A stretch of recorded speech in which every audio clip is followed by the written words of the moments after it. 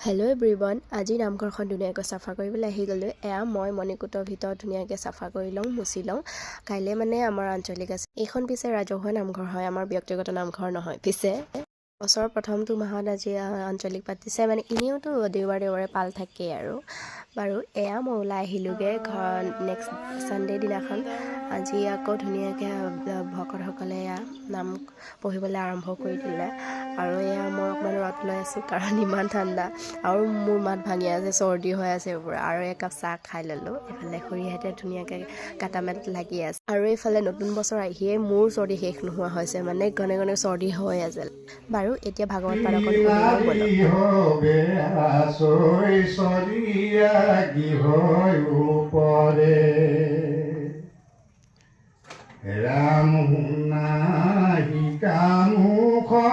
ইমানেই আছিলে। যদি ভাল পালে দেন লাইক কৰি দিব। Bye bye.